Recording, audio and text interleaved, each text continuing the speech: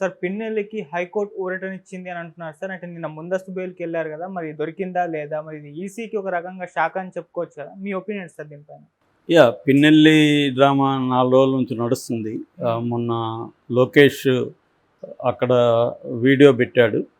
ఆయన పేట అనే ఒక పోలింగ్ బూత్‌లో వెళ్ళి ఈవీఎంలని ధ్వంసం చేసే వీడియో బయటకొచ్చింది. అప్పటి నుంచి కూడా ఈయన పరారులో ఉన్నాడని, ఆల్రెడీ ఈయన హైదరాబాద్లో అజ్ఞాతంలో ఉన్నాడని వచ్చింది. ఈయనేమో స్టేట్మెంట్ కూడా ఇచ్చారు.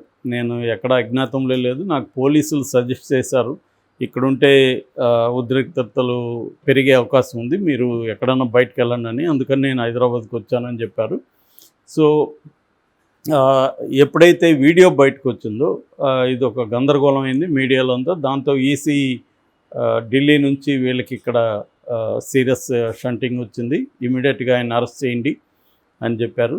దాంతో అరెస్టుకు కొన్ని పోలీసు బృందాలు వచ్చాయి. బట్ ఆయన ఎస్కేప్ అయ్యాడని చెప్తున్నారు. ఇక్కడ రుద్రారం దగ్గర వాళ్ళు చేజ్ చేస్తారు. చేజ్ చేస్తే కారులో డ్రైవర్ అండ్ గన్మెన్ ఉన్నారు తప్ప ఈయన లేరు. సో వాళ్ళిద్దరినీ అదుపులోకి తీసుకున్నారు. ఈయన ఎస్కేప్ అయ్యాడని చెప్తున్నారు. ఈయన విదేశాలకు వెళ్ళిపోయాడని కూడా తెలుగుదేశం మీడియా విపరీతంగా ప్రచారం చేసింది. వీసా లేని దేశాలకు వెళ్ళిపోయాడు ఇవన్నీ. సో ఫైనల్గా ఆయన ఆంధ్రప్రదేశ్ హైకోర్టులో ముందస్తు బెయిల్, యాంటిసిపేటరీ బెయిల్ పిటిషన్ వేశాడు. ఆయన తరపున ప్రముఖ సుప్రీంకోర్టు అడ్వకేటు, రాజ్యసభ సభ్యుడు, వైసీపీ రాజ్యసభ సభ్యుడు నిరంజన్ రెడ్డి ఆర్గ్యుమెంట్స్ చేశాడు.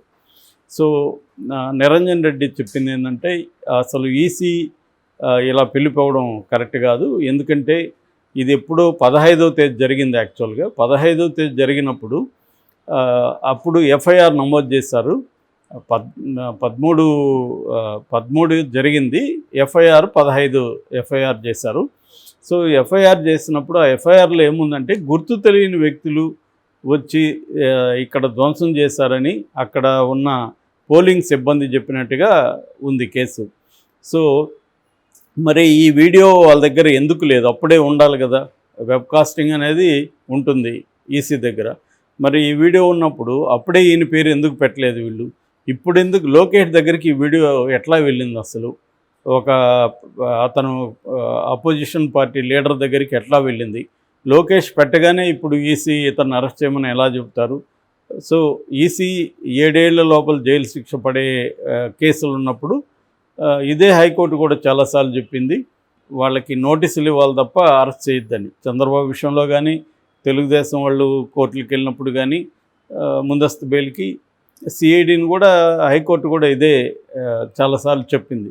ఎందుకంటే 7 ఏళ్ల లోపల ఉన్నప్పుడు 41A కింద, సిఆర్పిసి 41A కింద నోటీసులు ఇవ్వాలి తప్ప మీరు అరెస్ట్ చేయకూడదు అనేది చెప్పింది. సో దీనికి అనుగుణంగా నిరంజన్ రెడ్డి చాలా సుప్రీంకోర్టు తీర్పులను కూడా హైకోర్టు ముందు పెట్టారు. జస్టిస్ జ్యోతిర్మయి గారు దీన్ని చూశారన్నమాట. అదొకటి. రెండోది ఏంటంటే, ఆయన ఒక అభ్యర్థిగా ఉన్నప్పుడు అభ్యర్థిని ఇప్పుడు అరెస్ట్ చేస్తే కౌంటింగ్ని ఎవరు పర్యవేక్షించాలి? అభ్యర్థి పర్యవేక్షించాలి కదా. సో కౌంటింగ్ ముందు ఎలాగా ఒక అభ్యర్థిని అరెస్ట్ చేస్తారు అన్న పాయింట్ని కూడా ఆయన బలంగా తీసుకెళ్లారు. సో దాంతో దీంతో పాటు ఇంకొక 2 అభ్యర్థులు కూడా వచ్చారు. ఒకరేమో జేసీ అస్మిత్ రెడ్డి, తాడిపత్రిలో ఎమ్మెల్యే అభ్యర్థి, తెలుగుదేశం. తనకు కూడా ముందస్తు బెయిల్ కావాలని ఇదే గ్రౌండ్స్ మీద తను కూడా అప్లై చేసుకున్నాడు. అట్లాగే గోపిరెడ్డి శ్రీనివాసరెడ్డి, నర్సారావుపేట ఎమ్మెల్యే అభ్యర్థి, ఆయన కూడా వచ్చి ఇదే గ్రౌండ్ మీద ఆయన కూడా ముందస్తు బెయిల్కి వచ్చాడు. సో ఈ ముగ్గురికి సంబంధించి కూడా జస్టిస్ జ్యోతిర్మయి ఒక తీర్పు ఇచ్చారు. అదేంటంటే 5వ తేదీ వరకు, 5వ తేదీ 10 గంటల వరకు, జూన్ 5వ తేదీ 10 గంటల వరకు అరెస్ట్ చేయకండి. ఇది కౌంటింగ్కి ఉండాల్సిన అవసరం ఉంటుంది. దాని తర్వాత 6వ తేదీ విచారణ జరుగుతుంది దీని మీద. సో అనేది చెప్పారు. నాకు తెలిసి 6వ తేదీ వరకు కూడా వాళ్ళు, ఎందుకంటే 5 అరెస్ట్ చేసినా మళ్ళీ అది ఇబ్బంది అవుతుంది. 5వ తేదీ వరకు చేయొద్దంటే చేయమని అర్థం అనేది కూడా వస్తుంది. 5వ తేదీ 10 వరకు చేయొద్దన్నారు కాబట్టి 10 గంటల తర్వాత మేము చేస్తామని చేయొచ్చాము. బట్ 6వ తేదీ విచారణ ఉంది కాబట్టి ఆయన కొంత ఎస్కేప్ కూడా కావచ్చు ఆ టైంలో చేయనీయకుండా. అప్పుడు 6వ తేదీ మళ్ళీ విచారణకు వస్తుంది. అప్పుడు ఆయనకి నోటీసులు ఇస్తారా, 7 ఏళ్ళు ఉంది. ఈ కోర్టులు కూడా ఒక్కొక్కరి విషయంలో ఒక్కొక్క రకంగా ప్రవర్తిస్తున్నట్టు కనబడుతూ ఉంటుంది. చాలాసార్లు ఏమో ఇప్పుడు మామూలు మనలాంటి వాళ్ళని అరెస్ట్ చేసేటప్పుడు ఇవేవి పట్టించుకోరు కోర్టులు, తీసుకెళ్ళిపోతుంటారు. వాడి మీద ఎన్ని సంవత్సరాలు ఉన్నాయి ఇదంతా ఏమీ లేదు. ఈ పెద్దవాళ్ళ విషయంలోకి వచ్చినప్పుడు ఇవన్నీ డీటెయిల్స్ బయటకు వస్తుంటాయి. అంటే 7 ఏళ్ళ లోపల ఉంటే అరెస్ట్ చేయకూడదు. ఈ విషయాన్ని ఎవరైనా ఏ పోలీస్ స్టేషన్లో అయినా ఫాలో అవుతుంటారో, సామాన్య విషయంలో ఫాలోనే కారు, తీసుకెళ్ళిపోతారు, ముందు కోర్టులో పెట్టేస్తారు. కోర్టు కూడా గుడ్డిగా 14 రోజులు రిమాండ్కి ఇచ్చేస్తుంది, వాడు రిమాండ్కి వెళ్ళిపోతాడు. ఈ విషయాన్ని ఎందుకంటే నిరంజన్ రెడ్డి లాంటి అడ్వకేట్ని పెట్టుకునే స్తోమత ఉండదు. నిరంజన్ రెడ్డి లాంటి వాళ్ళు సుప్రీంకోర్టు అడ్వకేట్లు, వాళ్ళు పెద్ద పెద్ద జడ్జిమెంట్లు అవన్నీ తీసుకొచ్చి జడ్జిల ముందు పెడతారు. కాబట్టి జడ్జెస్ కూడా అప్పుడు రూల్ని ఫాలో అవుతారు. అదర్వైజ్ మామూలుగా చిన్న చిన్న నేరాల్లో కూడా మనం జైలుకి వెళ్ళిపోవడం చూస్తున్నాం. చాలామంది వెళ్ళిపోతుంటారు, జైలుకి పంపించేస్తుంటారు. సో ఇట్లాంటి కేసులు వచ్చినప్పుడే మనకి ఏ వ్యవస్థ కూడా ఎలా పనిచేస్తుంది అనేది మనకి సామాన్య ప్రజలకు అర్థమవుతుంది.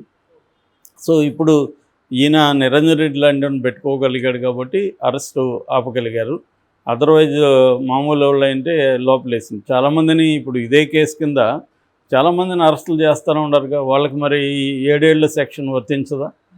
ఇదే ఎన్నికల వైలెన్స్లో చాలామందిని సేమ్ గ్రౌండ్స్ మీద ఈయన మీద 10 సెక్షన్లు పెట్టారు. యాక్చువల్గా ఈ 10 సెక్షన్లు అన్నీ కలిపితే 7 ఏళ్ళ పైన అవ్వచ్చు. కానీ మరి ఇది ఎలా వర్తిస్తుందనేది చూడాలి మనం. మిగతా చాలామందిని అయితే అరెస్టులు చేస్తూనే ఉన్నారు. అరెస్టులు చేయమని ఈసీ ఇది చేస్తుంది. మరోవైపు ఈసీ రోల్ చూసుకున్నప్పుడు మనం ఈసీ పట్టించుకోకపోతే అసలు పట్టించుకోదు, పట్టించుకుంటే ఓవర్ యాక్షన్లు చేస్తుంది. ఈ 2 ఎక్స్ట్రీములు ఈసీలో కనబడుతున్నాయి మనకి. అందుకనే తెలుగుదేశం మీడియాను ఈసీని తిడుతుంది, వైసీపీ నాయకులు ఈసీని తిడుతున్నారు. అంటే ఇద్దరూ కూడా తమకు అనుకూలంగా ఈసీ లేదు అన్న ఒక ధోరణి ఇద్దరిలో కూడా కనిపిస్తుంది. అంటే ఫర్ ఎగ్జాంపుల్ పిన్నెల్లి విషయమే తీసుకుంటే, పిన్నెల్లి ఇది వెళ్ళి ఈవీఎంలు ధ్వంసం చేయకముందు ఆడేం జరిగింది అనేది బయటికి రాలేదు. దాన్ని కూడా మరి ఈసీ పరిగణలోకి తీసుకోవాలి. ఇప్పుడు దాని మీద కొన్ని వీడియోలు బయటకు వచ్చాయి. ఆల్రెడీ అది గొడవలు జరిగి రిగ్గింగ్ జరిగిపోయింది. ఆ పోలింగ్ బూత్లో తెలుగుదేశం వాళ్ళు పోయి రిగ్ చేసేసారు కాబట్టి ఈయన కంప్లైంట్ చేస్తే ఎవరు పట్టించుకోవట్లేదు కాబట్టి ఈయన వెళ్ళి పగలగొట్టాడు. ఇది సీక్వెన్స్. ఈ సీక్వెన్స్లో ఈ నేరం చేశాడు అనేది కరెక్టే, కొట్టకూడదు. కానీ ఈ సీక్వెన్స్ కూడా తెలియాలి కదా. అంతకుముందు మరి వాళ్ళు రిగ్గింగ్ చేసినప్పుడు దాన్ని ఎందుకు రీపోలింగ్ చేయలేదు? సో ఇప్పుడు వైసీపీ అడుగుతున్న ప్రశ్న ఇదే. మేము అనేక చోట్ల కంప్లైంట్ ఇచ్చాము, రీపోలింగ్ చేయట్లేదు మీరు. ఓన్లీ వాళ్ళు కారణం చెప్పేది ఏంటంటే ఈయన ఈవీఎంలు నేలకేసి కొట్టినా కూడా అందులో ఓటు అనేది చెదరలేదు, భద్రంగా ఉంది కాబట్టి మేము చేయలేదని. విషయం అది కాదు. ఆ ఓటు వేసింది ఎవరు? నిజంగా ఓటర్లు వేసారా, వీళ్ళు పోయి రిగ్గింగ్ చేశారా? ఇది తేలాలి. అట్లాగే వైలెన్స్ ఉన్నప్పుడు అక్కడ చాలామంది ఓట్లు వేయాల్సిన వాళ్ళు కూడా వేయకుండా వెళ్ళిపోతారు.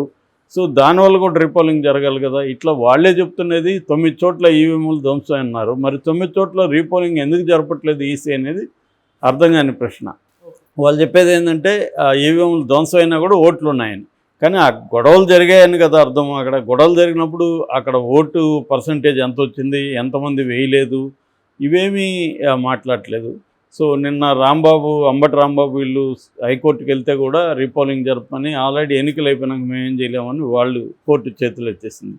అంటే అర్థం ఎవడైనా బలం ఉండేవాడు రిగ్గింగ్ చేసుకొని ఈసీని మేనేజ్ చేసుకుంటే గెలవచ్చు అనమాట అనేది ఇక్కడ మనకి బాటమ్ లైన్లో అర్థమవుతుంది. సో ఈసీ ఈ ఇబ్బంది ఈసీలో మనకు కనిపిస్తుంది.